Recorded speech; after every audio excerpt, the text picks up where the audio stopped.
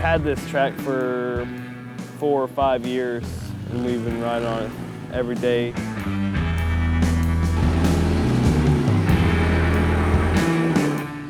The good thing is, now they're all old enough or that they can look over the littler kids, so I don't have to sit up here and babysit.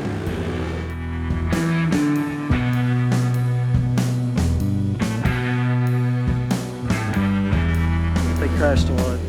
Now they crash and it's like funny. Back then they crashed and they'd be like, oh, I hurt myself. My granddad owned this 28 acres here. That used to be his house down there, his barn, raised cattle, worked in tobacco. So they started racing when they were about 6 and 8, and my family all have raced. So I raced when I was young. My uncle's family races, my dad raced. So we just always have been around it. I just want him to have fun. I try not to think about the whole, if he's gonna make it or not, because life's too short. I want him to experience it, and I want him to enjoy his friends and the whole entire thing. I crashed at Indy. It's pretty beat up. Then I got all the trophies from last year that I got in the Rookies Cup.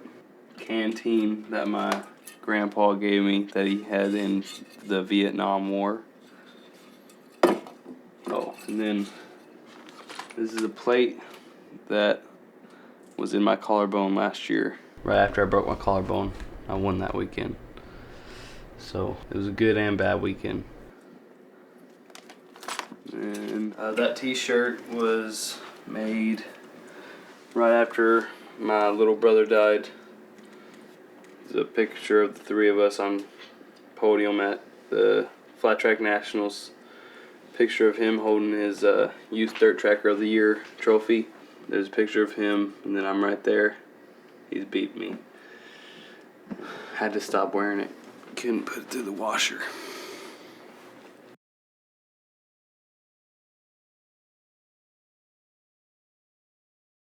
He was the clown, the one that scared everybody, the one that kept us all laughing. He was almost 11. May 5th, 2007, he died. And it was just a freak accident. I wasn't there. His dad and Franklin and Hayden were there, and he just got into some kind of wobble that just took him up into a wall and hit the wall. Just too much force for his body to take, and he died about 15, 20 minutes after he hit. Hayden was one of the first guys, there, and he knew right away that it was really, really bad. And yeah, I mean, it's a really tough. I mean, it's still something they struggle with constantly. 2 weekends later, they actually went to a race, and I wasn't crazy about it. Then when I was watching them, the only time that at that point through that whole year, it seemed like that's where they were the happiest. So I was like, I can't make them stop. 5 laps, and you're coming in. Can we do like a 5-lap race? 5-lap race. She said.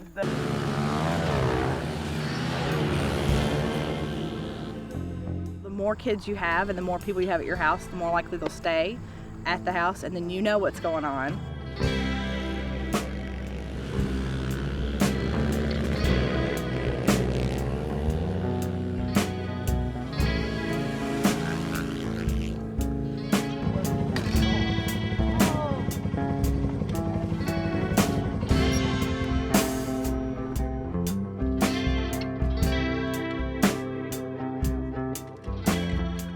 Owensboro has a lot of kids that race.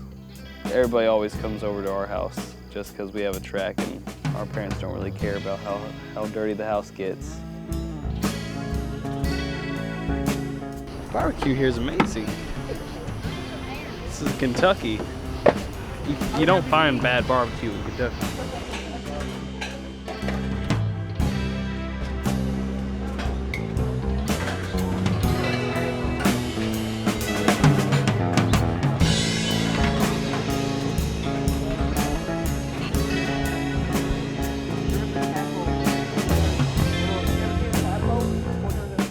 Once Ethan died, all of his friends the first few months, stopped coming over because I don't think they knew where their place was.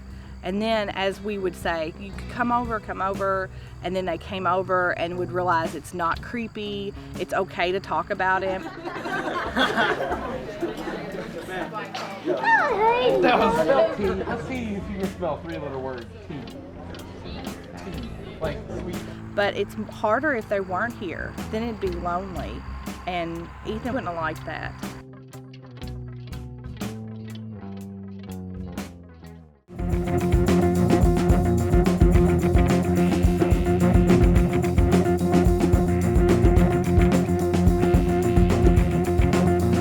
Me and Hayden, we're real competitive, you know. In road race, we don't really race each other, but in a flat track, we do. We're in the same classes and stuff. I get more mad if he beats me than anybody else, because, you know, it's my brother and we're riding home together, and if I say something wrong, he'll be like, well, you know, be quiet, I beat you today or something, and then it makes us all mad and stuff, so.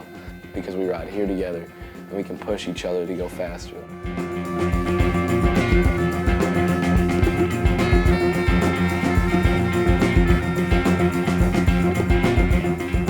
During the summers, it's really hard to get yourself motivated to work out because of the heat. It's normally, probably the average is 90 degrees. And then the humidity here is horrible. It just makes you have to push that much harder with how the landscape is here.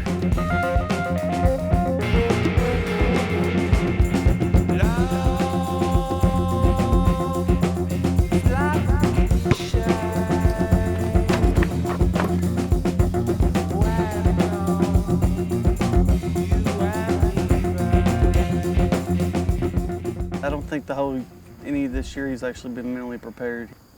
It's kind of thrown a curveball to me to try to figure out what to say to him, try to help him improve or try to help him realize it. You know, it's just a learning process and this is something you have to overcome. The first year, I think that they worried about me and Frankie more on how we were taking it, how we were living, how we were going to survive. But the second year, I've always heard it's worse on the kids, and it is. I think this second year has been really hard on them. I'll never, ever, ever get over losing him. It's weird. It's just such a strong spirit. I mean, you don't come across those that often. And the 10-year-old that's made such a difference in my life on how I talk to people and treat people. It's really a tough thing for the Gillim family, and you know, and everybody that was there. I mean, it's a tough thing to go, okay, we're sending him back out. I'm not scared to die. As long as I'm going to heaven, I'll just embrace it, and I'll go up there and hang out with my little brother. And all my friends that have died racing, I'll just go up there and hang out with them, race some motorcycles.